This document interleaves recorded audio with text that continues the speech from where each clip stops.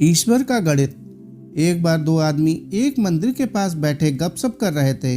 वहां अंधेरा छा रहा था और बादल मंडरा रहे थे। थोड़ी देर में वहां एक आदमी आया और वह भी उन दोनों के साथ बैठकर गपशप करने लगा। कुछ देर बाद वह आदमी बोला, उसे बहुत भूख लग रही है। उन दोनों को भी भूख लगने लगी थी। पहला आदमी बोला, मेरे पास 3 रोटी हैं। दूसरा बोला, मेरे पास 5 रोटी हैं, हम तीनों मिल बांट कर खा लेते हैं। उसके बाद सवाल आया कि 8 रोटी 3 आदमियों में कैसे बांट पाएंगे। पहले आदमी ने राय दी कि ऐसा करते हैं कि हर रोटी के 3 टुकड़े करते हैं, अर्थात 8 रोटी के 24 टुकड़े हो जाएंगे और हम तीनों में 8-8 टुकड़े बराबर बंट जाएंगे।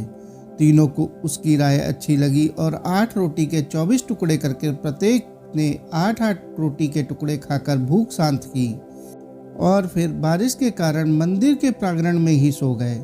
सुबह उठने पर तीसरे आदमी ने उनके उपकार के लिए दोनों को धन्यवाद दिया और प्रेम से 8 रोटी के टुकड़ों के बदले दोनों को उपहार स्वरूप 8 सोने की गिन्नी देकर अपनी घर की ओर चला गया।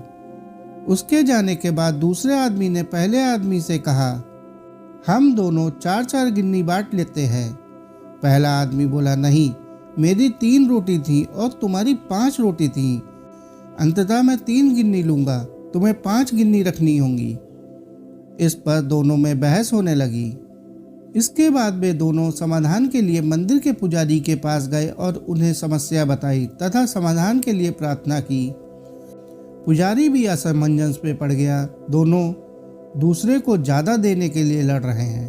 पुजारी ने कहा, तुम लोग ये 8 गिन्नियाँ मेरे पास छोड़ जाओ और मुझे सोचने का समय दो, मैं कल सवेरे जवाब दे पाऊंगा। पुजारी को दिल में वैसे तो दूसरे आदमी की 3 और 5 की बात ठीक लग रही थी, पर फिर भी वह गहराई से सोचते सोचते गहरी नींद में सो गया। कुछ देर बाद उसके सपने में भगवान प्रकट हुए तो पुजारी ने सब बात बताई और न्यायिक मार्गदर्शन के लिए प्रार्थना की और बताया कि मेरे ख्याल से 3 और 5 बंटवारा ही उचित लगता है। भगवान मुस्कुराकर बोले, नहीं, पहले आदमी को 1 गिन्नी मिलनी चाहिए और दूसरे आदमी को 7 गिन्नी मिलनी चाहिए। भगवान की बात सुनकर पुजारी अचंभित हो गया और अचरज से पूछा, प्रभु ऐसा कैसे।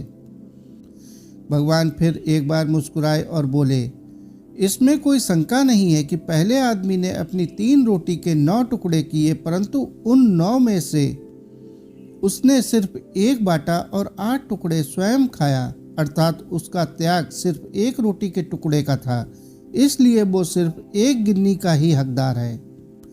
दूसरे आदमी ने अपनी 5 रोटी के 15 टुकड़े किए, जिसमें से 8 टुकड़े उसने स्वयं खाए और 7 टुकड़े उसने बांट दिए, इसलिए वो न्याय अनुसार 7 गिन्नी का हकदार है। ये ही मेरा गणित है और ये ही मेरा न्याय है। ईश्वर की न्याय का सटीक विश्लेषण सुनकर पुजारी नतमस्तक हो गया। इस कहानी का सार ये है कि हमारी वास्तु स्थिति को देखने की, समझने की दृष्टि और ईश्वर का दृष्टिकोण एकदम कितना भिन्न है। हम ईश्वरीय न्याय लीला को जानने समझने में सर्वदा कितने अज्ञानी हैं। हम अपने त्याग का गुणगान करते हैं, परंतु ईश्वर हमारे त्याग की तुलना हमारे सामर्थ्य एवं भोग तौल कर यथोचित निर्णय करते हैं।